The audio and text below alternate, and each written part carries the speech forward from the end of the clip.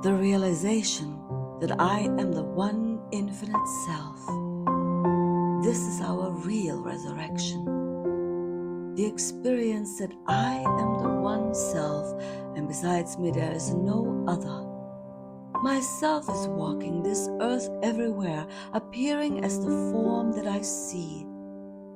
I am that invisible self. I am the life of everything that moves and the life of everything that is still.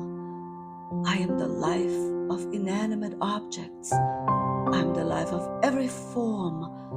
I am the self behind every visible condition. I am the resurrection. I am the living kingdom of God on earth. This is the nature of your meditation twice a day. And I know it will lift you. It will teach you. It will open you. And you will be fulfilling scripture to that extent. How? Be still and know that I am God. Open your soul. Let me pour my love into your heart. Let me embrace you. Let me take you into the mountain of truth. Let me live your perfect life, and then I will not thirst. For what man knows as centuries, Christ has been drawing you nearer to Christ, until now the prodigal is returning to the Father's house. This is an infinite feeling, the divine plan for you. If ever you have been looking for your purpose on the earth, you have found it. And if you develop your capacity to live in this innerness faithfully, consistently, just like a child in a mother's womb, you will find yourself growing, developing new faculties until you are born in Bethlehem, the city of bread.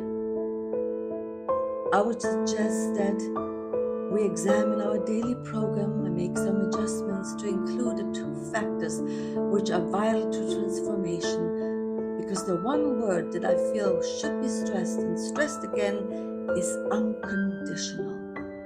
Being the Son of God means an unconditional surrender to the truth that you are the essence of God. And so if you were accidentally cut your arm and start bleeding, you would not be afraid, because the essence of God is not bleeding. The concept is bleeding. And in your knowledge of this, you would remove the power of the bleeding. And if the plane was shaking by the wind, you would know that the wind is not shaking the plane or the form of you in the plane, because you are the essence. And you would stand still in the knowledge, knowing that the wind is not touching the essence of you. And besides the essence of you, there is no other. If you won't stand up for your identity and will let your five senses push you into a little basket as a physical human being, then you are denying Christ, as Peter did. You are accepting suffering as you are due, even blaming it on God or thinking God is punishing you or feeling some guilt or karma. And all of this is unbelieving God. There is no karma in your life. All the karma you can even think about is only in your false concept. There's no karma in the kingdom of God. There's no karma in spirit. Yes, there's karma in matter. Matter is concept. Karma is concept in concept. How do you break the law of karma? Be what you are. Know yourself to be the spirit, and know that what appears as your imperfection in any way is the second sense of self, the separated self, the belief that there is God and something else. There isn't. There's just God, the one, the only. There's no God and lack, God and limitation, God and pain, God and suffering, God and death. All of the ends are the belief that God is not infinite, that God is finite, and that leaves room for something else. Repair your beliefs.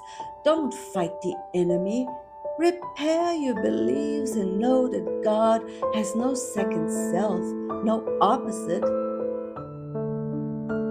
God is all. God is the only. God is the only being where you stand.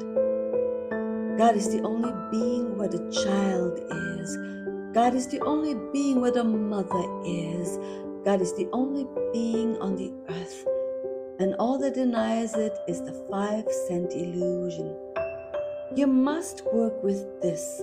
You must get tough with yourself. You feel the growing strength. It will surprise you